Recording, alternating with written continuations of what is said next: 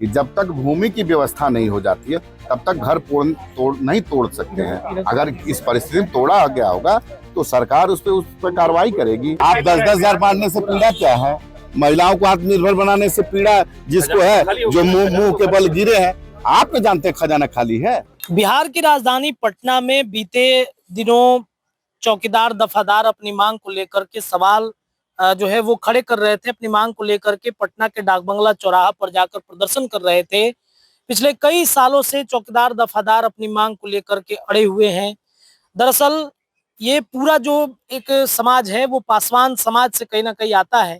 तो चिराग पासवान या फिर पासवान समाज से आने वाले जितने नेता हैं उनसे वो लगातार मांग भी करते रहे हैं। इन मांगों को लेकर पटना की सड़कों पर जो बीते दिनों देखने को मिला, पुलिस ने जो बर्बरतापूर्ण लाठीचार्ज उनके ऊपर किया, इस लाठीचार्ज के खिलाफ में अब चिराग पासवान भी उतर चुके हैं।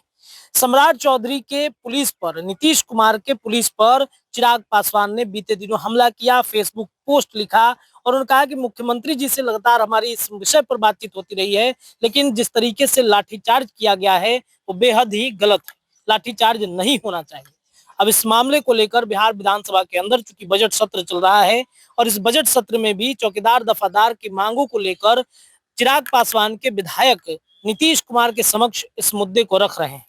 कल भी मैंने आपको दिखाया था कि राजू तिवारी जो चिराग पासवान के विधायक हैं, उन्होंने इस मुद्दे को बड़े प्रमुखता से सदन के अंदर उठाया और आज जब बाहर भी राजू तिवारी दिखे तो मैंने सवाल किया कि अपने ही बिहार पुलिस की कार्रवाई पर सवाल खड़े करते हुए नजर आ रहे हैं। तो उन्होंने कहा कि बिल्कुल ऐसा ये सब नहीं होना चाहिए, चौकीदार दफादार अपनी मांग को लेकर के अड़े हुए हैं। तो पहले आप सुनिए राजू तिवारी क्या कह रहे हैं, उसके बाद आगे की चर्चा होगी। पहले से तय है सरकार का कि भूमिहीनों को 5 डिसमिल जमीन देने का।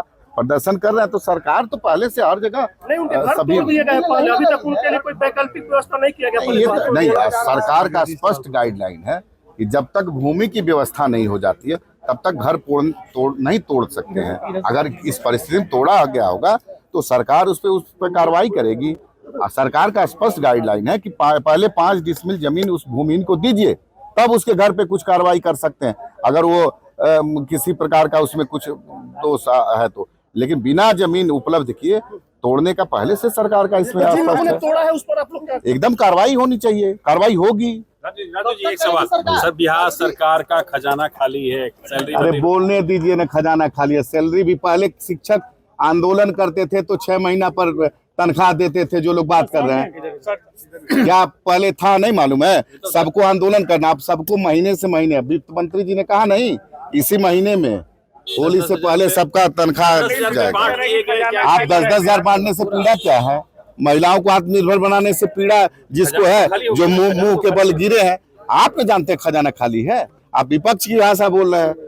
सरकार काम कर रही है। 3,47,000 करोड़ का बजट पेश हुआ है, सब क्षेत्र में काम हो रहा है। सर इसकी चिंता मत करिए, सरकार समय से सबको तनख्वाह भी देगी और जो विकास मुद्दा उस पे भी पुलिस कार्रवाई पर बड़ा सवाल खड़ा किया है। अरे भाई, पुलिस कार्रवाई पे मैंने भी कल सदन में स्पष्ट बोला है कि गलत हुआ, उस पर कार्रवाई हो। मुख्यमंत्री जी के सामने मैंने बोला है। और इस चौकीदार दफादार आंदोलन में किसी प्रकार का समझौता नहीं करेगी सरकार। एक बार जान लीजिए, चौकीदार दफादारों के साथ पहले से थी, आज भी है और कल भी रहेगी। मिलेंगे मुख्यमंत्री जी से, आएंगे? अरे भाई, हम पहले से हम लोग मिलते आ रहे हैं, नेता एकदम मिलेंगे।